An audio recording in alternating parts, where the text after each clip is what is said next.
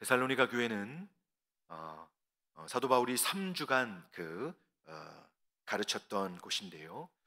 사도 바울이 3주간만 머물면서 말씀을 전했음에도 불구하고 믿음의 소문이 전 지역에 퍼질 정도로 하나님의 생명의 역사를 아름답게 이루어 갔던 교회입니다. 하지만 당시에 주님의 재림에 대한 잘못된 진리로 그들을 미혹하게 하는 이들이 있어서 바울 사도는 그것을 바로잡고 또 그들이 흔들리지 않도록 견고하게 해줄 필요성이 있어서 이 데살로니가 후서를 기록하게 되었습니다. 이제 오늘은 이 마지막 시간인데요. 이 서신을 사도가 정리하면서 당시 그들에게 있어서 제일 큰 골칫거리였던 상황에 대해서 현실적인 경고의 말씀을 강하게 이렇게 전하면서 단호한 모습을 오늘 성경에 보여주고 있습니다. 하지만 이 단호하고 위험에 찬 모습 속에서 교회를 향한 이 사도의 사랑과 또 데살로니가 교회 성도들을 향한 그 사도의 불붙는 사랑이 또 있음을 저희는 이 본문에서 확인을 하게 됩니다. 그래서 오늘은 이 데살로니가 후서 마지막 부분을 살펴보면서 사도가 가졌던 그 교회에 대한 사랑과 애정, 곧 그것은 하나님께서 교회를 향해서 또 성도들을 향해서 가지신 사랑이겠죠. 그것을 한번 살펴보도록 하겠습니다. 자, 먼저 데살로니가 교회를 향한 그 사도 바울의 기대가 어떠했는지를 먼저 4절과 5절을 통해서 살펴보겠습니다. 자, 우리 먼저 4절 본문을 한번 다시 한번 읽어볼까요? 시작. 너희에 대하여는 우리가 명한 것을 너희가 행하고 또 확신하노니. 아멘. 바울 사도는 이제 이 성경을, 이 서신을 마치는 과정에서 이 서신을 받게 되는 교회와 성도들을 향해서 그의 마음에 담긴 이 기대와 이 바람을 전하고 있습니다. 그러면서 4절에서는 이 데살로니가 교회의 성도들을 향해서 자신이 확신을 가지고 있는 것을 고백을 하고 있습니다. 사도는 그들에게 전한 복음과 하나님의 말씀을 그들이 지금도 행하고 있고 또 앞으로도 계속해서 순종하고 행할 것을 확신하고 있다라고 고백을 하고 있습니다. 사실 3주 정도의 짧은 시간 동안 전한 복음이 그렇게 큰 열매를 맺게 되어서 당시 그 주변뿐만 아니라 먼 도시에까지 그들의 견고한 이 신앙의 성장에 대한 소문이 들릴 정도로 그들은 하나님을 사랑하고 또 힘들고 어려웠지만 이 사도에게 전해 들은 그 복음을 신실하게 믿었습니다. 바울 사도는 그들이 그렇게 이제 신앙생활 했던 것을 기억하면서 오늘이 이제 고백을 하기까지 사실 그 사람들만 보고 이렇게 고백한 것은 아니라고 생각이 됩니다. 단지 그들의 모습 속에서 그런 기대를 말하는 것이라기보다는 사도는 그들에게서 강력하게 은혜의 역사를 이루시는 주님을 그는 믿었고 또 기대하면서 앞으로도 주님께서 그렇게 역사하실 것을 기대한 것으로 저희는 생각해 볼 수 있습니다. 그러면서 5절에서 바울 사도는 자신이 이제 축원을 하고 있는데요.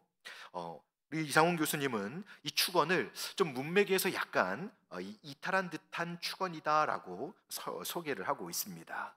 이제 게으르고 빈둥대는 사람들이 그 교회에 있었거든요. 그래서 그들을 이제 곧 다음에 엄하게 이제 책망할 것인데 이 축원을 그 앞서서 한 것을 볼 때 도대체 왜 이런 축원을 먼저 하고 뒤에서 엄하게 혼내키는가, 이제 이런 내용을 한번 저희가 어떤 관계가 있길래 이런 말씀을 먼저 주시는지를 좀 저희가 주목해 보아야 하는 것입니다.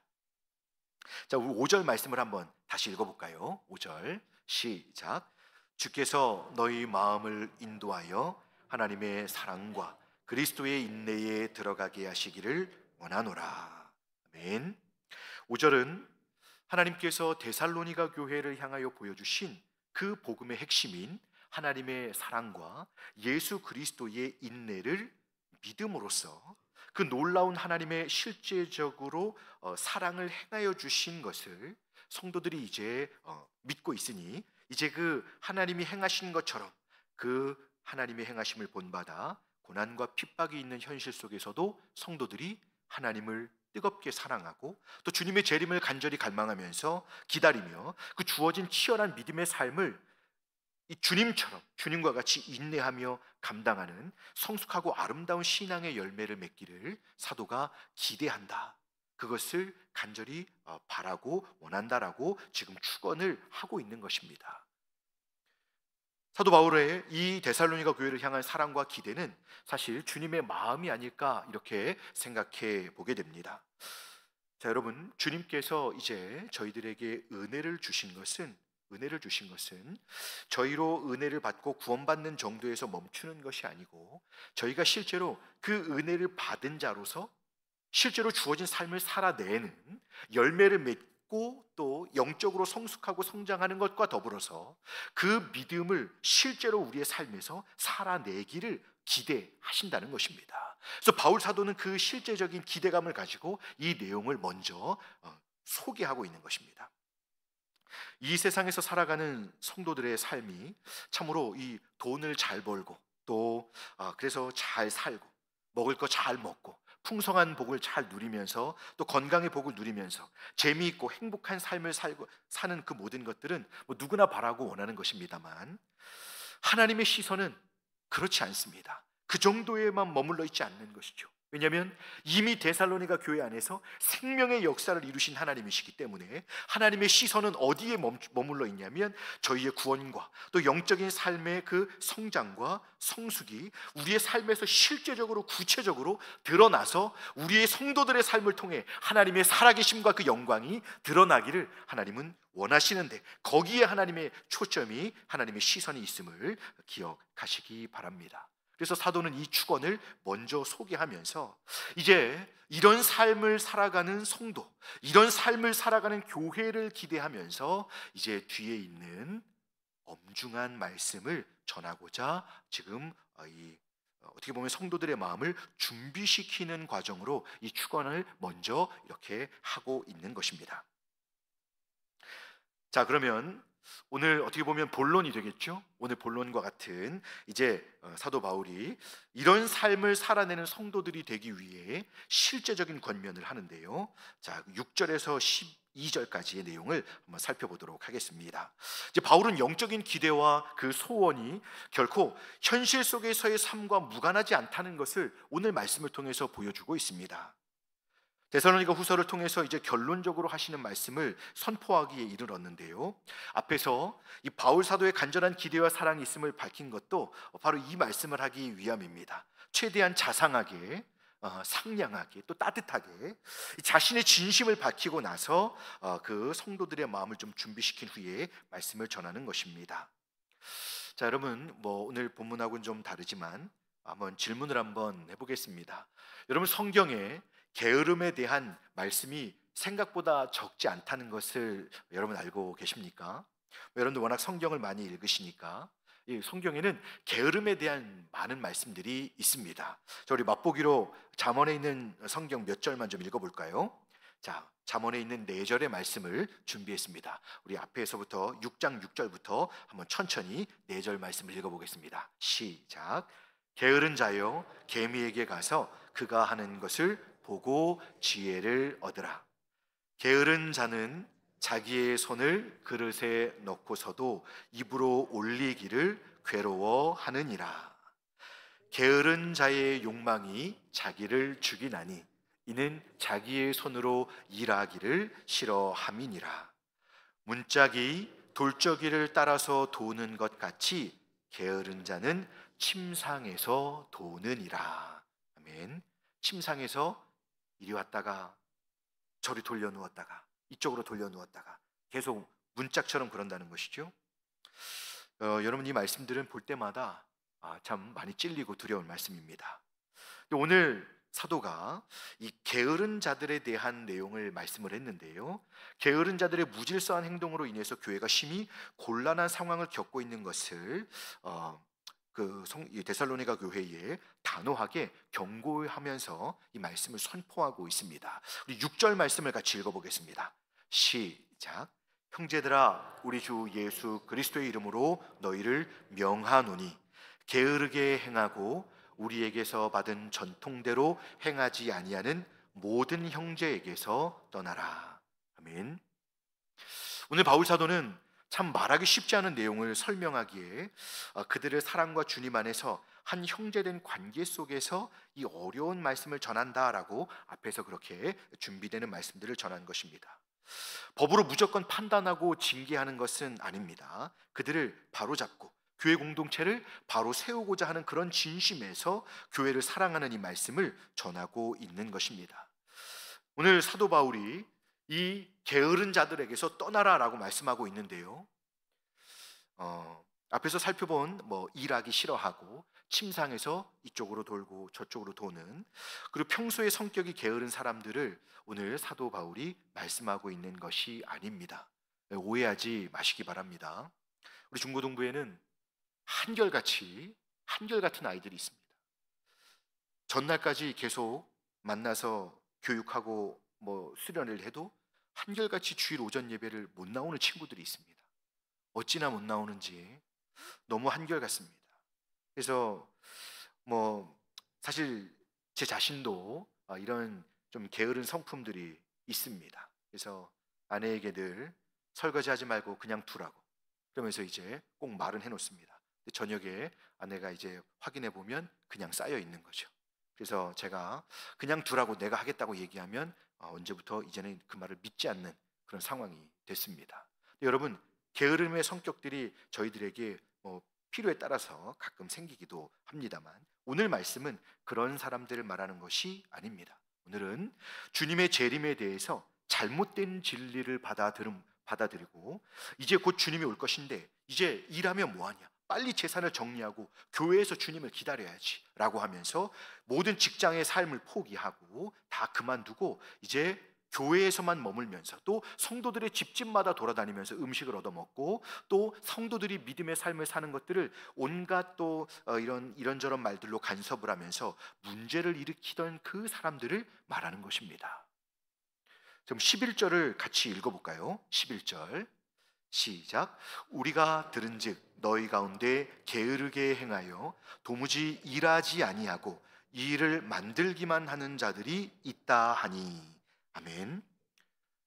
바울 사도는 이들을 지금 경계하면서 이 게으르게 행하는 사람들로 이제 사도가 전했던 전통, 곧 성경 말씀이죠. 사도들의 가르침을 따라서 주님을 믿고 이제 성실하게 자기에게 주어진 삶의 자리에서 또 섬기는 자리에서 그렇게 일하며 또 가정을 부양하고 교회를 섬기는 이런 삶을 살았어야 되는 사람들인데 이렇게 살기를 부인하는 사람들을 향해서 이 말씀을 전하는 것입니다. 바울 사도는 이들에게서 떠나라 이렇게 명령을 하고 있는 것입니다. 이것은 여러분 사도적 권위로 말씀하는 것이거든요. 사도의 권위로 그들에게서 떠날 것을 말씀하고 있는 것입니다. 그래서 이런 삶이 하나님의 말씀을 정면으로 거부하고 부인하는 것을 사도는 지금 엄하게 지금 이렇게 책망하고 있는 것입니다. 그래서 성도들은 이런 삶을 사는 사람들에게서 떠나야 한다라는 말씀을 듣고 있습니다. 그러면서 사도 바울은 이제 자신의 상황을 예로 보여주면서 그런 삶을 사는 것이 하나님이 원하시는 삶이 아니라 이런 삶을 하나님이 기대하시는 것이다 라고 하면서 사도 자신의 모습을 모범으로 제시를 하고 있습니다. 한번 그 부분을 살펴볼까요? 우리 8절을 한번 읽어보겠습니다. 누구에게서든지 음식을 값없이 먹지 않고 오직 수고하고 애써 주야로 일함은 너희 아무에게도 폐를 끼치지 아니하려 함이니. 아멘. 바울 사도가 3주 동안 열심히 데살로니가 성도들을 이렇게 가르치면서 그들과 함께 했는데요, 그들과 함께 머물렀던 3주 동안 바울 사도는 그 일행들과 함께 무질서하게 행하지 않았다는 것입니다. 게으르지 않고 빈둥빈둥하지 않았다는 것입니다. 예수님도 그러셨고 성경에서 말씀하는 바 이렇게 하나님의 말씀을 가르치며 영혼을 섬기는 사역자들에게 물질적으로 공급을 하게 함으로써 교회와 성도들로 하여금 그렇게 공급하게 함으로써 보다 복음을 전하고 말씀을 가르치는 일에 더 이렇게 전념할 수 있도록 하셨던 것이 성경에 기록되어 있습니다. 그래서 당시 사도들도 이제 교회들에게 이런 자신들의 권리를 주장하면서 사역을 열심히 감당할 수 있었지만 사도는 이런 부분들을 본인과 동역자들이 이렇게 포기하고 텐트를 만드는 일을 감당하면서 사역을 감당했음을 말씀하고 있습니다. 근데 당시에 이런 권리를 악용해서 교회를 순회하면서 말씀을 전하는 자들 중에 이렇게 교회를 어지럽게 하고 또 이 나쁜 일들을 행하던 사람들이 있었습니다. 그래서 사도는 처음 믿는 이 데살로니가 교회 성도들에게 물질적인 부담을 주지 않기 위해서, 또 이런 그 나쁜 그 사역자들을 흉내내면서 교회에 피해를 주는 이런 악한 사람들의 모습과 좀 자기들이 다르다는 것을 보여주기 위해서 자비량 선교를 했던 것입니다. 그래서 당시 데살로니가 성도들에게 이 말씀을 전할 때 너희가 아는 바니, 이렇게 사도가 말씀할 수 있을 정도로 그 사람들은 이미 사도 바울과 그 일행들이 어떻게 자신들을 섬겼는지를 잘 알고 있었습니다. 아마도 성도들 사이에서는 이런 부분을 어떻게 말해야 될지 모르는 좀 민감한 부분이죠. 자꾸 와서 우리 집에서 이렇게 자꾸 우리 집에 있는 것을 먹기만 하고 우리에게 있는 것을 가져가기만 하고, 이 사람들은 도무지 일을 하지 않고 서로 이제 선을 넘은 그런 상황이 됐는데도 서로 말하지 못하면서 어려워지는 상황이 있었던 것입니다. 점점 교회가 힘들어지고 성도들이 마음이 상하고 갈등이 깊어지는 그런 상황이 있었던 것이죠.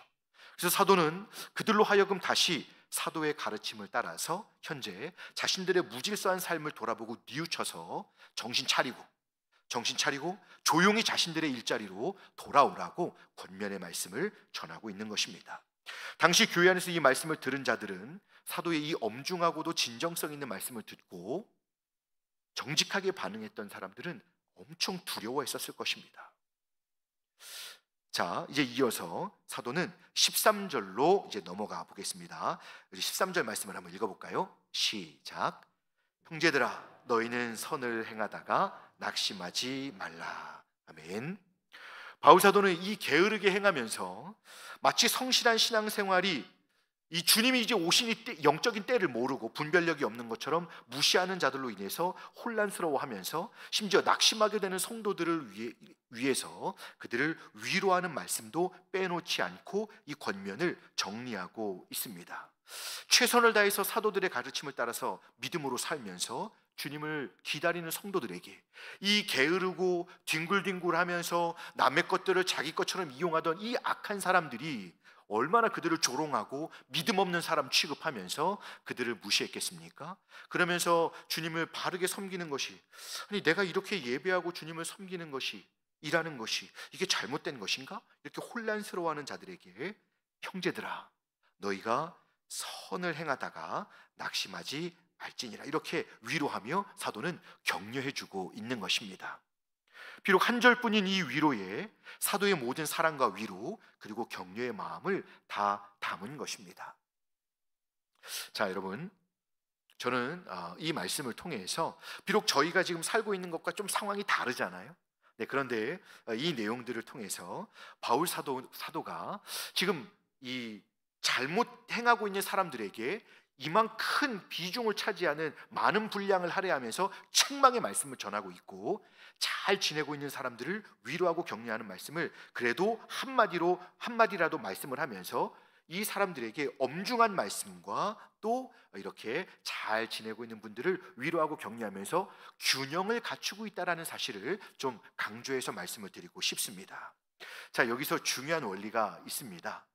사도는 성경을 따르지 않을 때에 그것을 분별해서 교제하지 말라고 엄하게 말씀을 했지만 그들을 원수와 같이 생각하지 말고 형제같이 권하라라고 오늘 말씀을 계속 이어가고 있습니다. 이것이 바로 교회에 주어진 권징의 원리입니다. 권징이 뭔지 아시죠? 권하고 징계하는 그런 것을 여러분 생각하시면 됩니다. 사실 이것은 서로를 판단해서 정죄하고 비판해가지고 잘못한 사람들을 쫓아내기 위해서 우리에게 바울 사도가 하라고 하는 것이 아닙니다. 이 권징의 목적은 그들을 미워하면서 우리가 또 하나의 죄를 짓는, 미워하고 잘못했으니까 쫓아내는 그런 게 아니고, 그 불순종하는 이들을 사랑하는 마음으로 그들을 주님의 마음 안에서 권하여 그들을 때로는 책망하고 그들을 징계해서라도 그들을 회복시키는, 주님께 돌아오게 하는 것이 목적인 것입니다. 그래서 이런 징계를 하면서 그 징계를 보는 우리 주변 사람들은 그 엄중한 말씀 속에서 우리가 이렇게 살면 안 되겠구나, 경고도 받기도 하고 나는 그래도 잘 살아왔구나라고 우리가 잘 지내고 있다는 것을 확인할 수 있게 해주는 교훈을 받게 하는 그런 큰 유익이 있는 것입니다. 근데 지금은 점점 이렇게 권징의 성격에 말씀조차도 이제는 성도님들이 싫어하는 시대를 저희가 살아가고 있습니다. 그래서 저희가 오늘 이 사도가 보여주는 이 서신을 마치면서 보여주는 이 엄중한 경고의 말씀을 주면서 또 위로의 말씀을 균형 있게 주는 것을 통해서 저희는 오늘날 저희의 이 말씀을 듣는, 그리고 듣고 순종하며 행하는 삶을 한번 저희가 점검해 볼 수 있어야 할 것입니다. 자, 이렇게 마지막 권면을 마치고 나서 16절에서 18절로 마지막 이제 축원을 하면서 오늘 이 서신을 끝내고 있습니다. 여기서 세 가지를 내용하고 말씀하는데요. 자, 이 내용을 간단하게 한번 설명드려 보겠습니다. 자, 이 16절에서 18절로 사도의 축원이 기록되어 있는데요. 첫 번째는 이것입니다. 때마다 일마다 평강의 주님께서 평강을 주시고 또 모든 사람들과 함께 해주시기를 축원하고 있습니다. 빈둥거리는 사람들로 인해서 소란스럽던 데살로니가 그 교회 가운데 하루속히 주님의 평강이 임하기를 구하고 있는 것입니다. 이것으로 인해서 마음이 상했던 사람들에게 주님의 평강이 임하기를 구하고 있는 것입니다. 다음은 주님께서 데살로니가 교회 성도들에게 함께하여 주셔서 인내하며 신실한 믿음의 삶을 살아가는 성도들에게, 문제를 일으키고 있는 이들에게 모두에게죠, 문제가 있는 사람에게나 또 신실한 사람들 모두에게 하나님이 함께하여 주시기를 구하는 것입니다. 왜냐하면 주님이 함께하실 때 온전한 회복이 있을 것임을 사도는 믿고 또 그것을 기대하고 있기 때문입니다. 마지막으로는 주 예수의 은혜가 있기를 축원하고 있습니다. 이것은 단순한 인사말이 아닙니다. 저희가 서신을 시작할 때나 성경을 볼 때, 성경을 시작하면서 또 성경이 끝날 때 이걸 인사말처럼 하는 걸로 생각해서 성도님들도 이것을 그냥 단지 인사말로 주고받고 있는데요, 그것이 아닙니다. 사도 바울의 이 지금까지 자신의 데살로니가 교회에 선포한 모든 말씀들이 실제로 열매를 맺어 결실해 온 것이 오직 주님의 은혜의 힘으로 된 것임을 사도는 고백하고 있는 것입니다. 그래서 바울 사도는 자신이 말씀을 전하고 권면하고 징계하며 교회를 세워가는 그런 사역자이지만, 자신이 수고해서 사람들을 지금까지 이렇게 양육해 왔지만 이 모든 일이 철저하게 은혜의 주님께, 또 주님의 은혜에 의존되어 있는 것임을 고백하고 있는 것입니다. 그래서 이 놀라운 평강과 주님의 임재, 그리고 그 은혜의 역사가 사랑하는 데살로니가 교회에 그 혼란 가운데 어려움을 당하고 있는 교회에 임하기를 지금 간절히 기도하고 있는 것입니다. 이것은 오늘 저희에게도 마찬가지겠죠. 오늘을 살아가는 저와 여러분들에게도 이런 주님의 놀라운 평강과 임재, 그리고 그 은혜의 역사가 때마다 일마다 늘 함께 하기를 주님의 이름으로 축복합니다. 자, 여러분, 이제 본문을 통해서 저희는 두 가지의 교훈을 생각해 볼 수가 있습니다.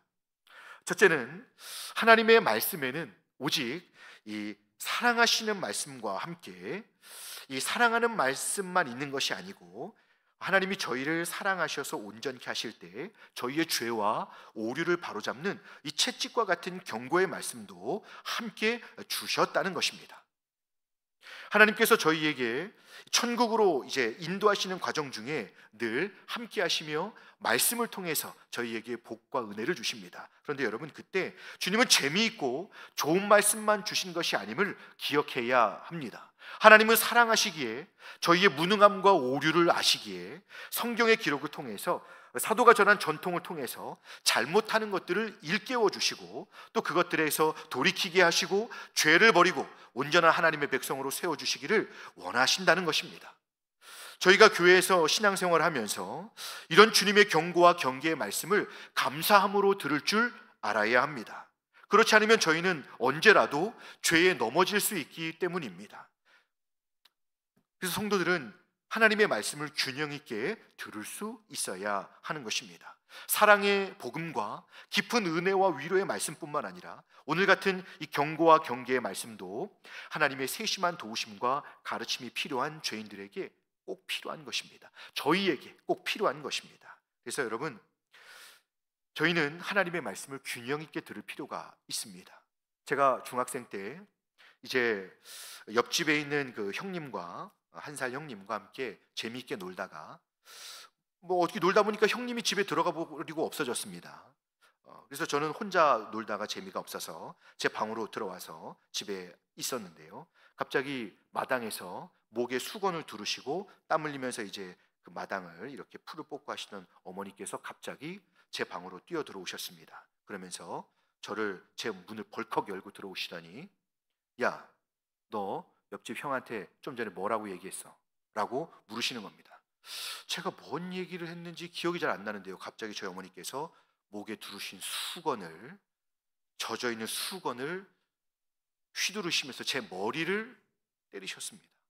머리뿐만 아니라 뭐 다 맞아, 머리, 목, 등 막 때리시는 겁니다.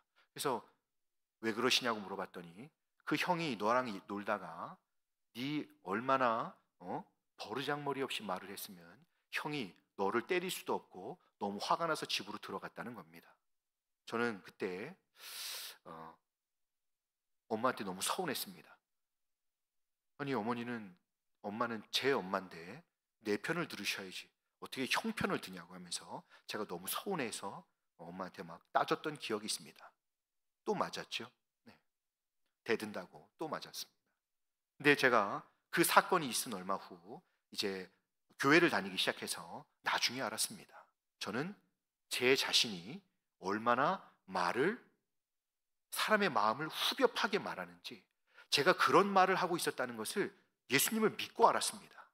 그런데 너무 감사했던 건, 제가 예수님을 믿고 나니까 저를 뭐 일하다 오시면 수건으로, 뭐 밖에서는 빗자루, 뭐 아버지 테니스 치고 오시면 테니스 치고 오신 걸로 저를 때리셨던 엄마에게 너무 감사했습니다. 왜냐하면 그런 경고와 책망이 있었기에 제가 그런 말로 다른 사람을 상하게 함으로 더 많은 죄를 짓지 않게 하는 그런 아주 유익한 일들이 있었기 때문입니다. 그래서 선생님이든 어머니든 지금은 뭐 안 계시지만 저에게 그런 교훈을 주셨던 분들이 너무 감사하다는 사실을 배우게 되었습니다.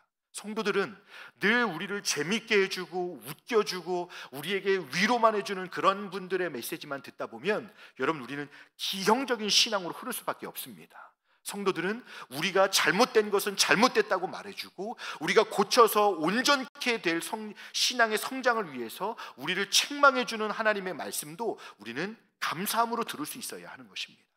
그래서 오늘 사도는 사실 빈둥거리며 게으르게 교회를 상하게 하고 성도들을 상하게 하고 사도들의 그 하나님의 말씀으로 가르쳤던 전통을 정면으로 거부했던 자들에게 강력한, 그들을 떠나보내는, 출교하라고 하는 강력한 말씀을 주실 때 그것을 선포하면서도 이 사랑의 균형을 잊지 않고 말씀을 전했던 것입니다. 오늘 저와 여러분들은 어떤 말씀을 사랑하고 사모하십니까? 늘 재밌고 즐거운 말씀만 좋아하는 게 아니라 마치 편식하듯이, 마치 이 단 것만 좋아하는 어린아이와 같이 저희가 그런 신앙생활을 하지 않고 이런 말씀도 소중히 겸손한 마음으로 들으시고 또 우리에게 깊이 적용하셔서 더욱 온전하고 성숙한 하나님의 사람들로 성장해 가시는 저와 여러분들이 되실 수 있기를 주님의 이름으로 축복합니다. 자, 두 번째 교훈은 이제 성도들의 삶에서 바른 진리를 배우는 것이 얼마나 중요한가라는 것입니다. 재림에 대한 진리를 잘못 배울 때 악한 자들이 이것을 악용하여서 성도들을 혼란하게 하고 또 게으른 자들을 만들어내면서 죄가 공동체 안에 급속도로 퍼져가게 하는 것을 오늘 이 데살로니가 후서는 저희에게 보여주고 있습니다. 이제 저희는 주님의 나라에 가기까지 하나님의 진리의 말씀을 충실하게 배우고 또한 이 지체들과 서로 사랑하는 관계 안에서 함께 말씀을 힘써 배우고 실천하면서 나 한 사람이 교회에 거치는 자가 되어서 다른 사람의 마음을 계속 상하게 하는, 그러면서 영적으로 나는 넘어지고 나뿐만 아니라 다른 사람들도 계속 걸려 넘어지게 하는 것이 아니라 하나님의 말씀을 함께 우리가 계속 사랑 안에서 잘 배워서 그래서 실천하며 또 서로가 서로를 격려하고 때로는 하나님의 말씀 안에서 더 온전하게 서로를 교정해 주어가면서 저희 교회가 건강한 교회로, 하나님께서 기대하시는, 아까 말씀드린 하나님의 시선이 머물러 있는 그런 참된 교회로 아름답게 세워져 가게 되기를 간절히 소망합니다. 이제 말씀을 맺겠습니다. 저희 이제 데살로니가 전서를 길게 살펴보았습니다.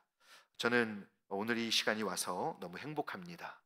저 혼자 재림을 바라보고 저 혼자 이 주님의 다시 오심을 이렇게 혼자 말씀을 막 이렇게 혼자 이야기하는 것 같아서 좀 많이 외로웠습니다. 데살로니가 전서를 설교하면서 지금껏 이렇게 외로웠던 설교 시리즈는 처음인 것 같습니다. 그래서 이제 오늘 여기서 해방이 되는 것 같아서 마음이 가볍습니다. 저희의 이 하나님의 진리의 말씀을 믿고 또 진실하게 행하고자 몸부림치는 삶은 여러분 결코 헛된 것이 아닙니다. 사도 바울의 간절한 이 소망과 같이 주님께서 저희를 인도하심을 믿고 섬세하게 저희를 인도하실 때 저희의 영혼의 구원과 영적인 성숙과 성장을 계속 실제로 이끌어가면서 저희를 인도하신다는 것을 믿고 끝까지 누가 보던 보지 않던 내게 때로 원하는 일과 또 상관없이 원치 않는 일들이 온다 하여도 저희 모두가 이 주님의 이 말씀대로 주님이 기대하시는 건강한 교회로 나아가기 위해서 각자 주어진 그 자리에서 끝까지 본분을 힘써 다하여 주님의 놀라운 은혜의 역사를 풍성히 경험하게 되실 수 있기를 바랍니다. 오늘도 주님께서 찾고 계시는 주목하시는 주님의 이 말씀 앞에서 참되고 진실하게 우리가 주님만을 의지하고 이 믿음의 길 잘 달려가시는 저희 모두가 되시기를 주님의 이름으로 축복합니다. 기도하겠습니다.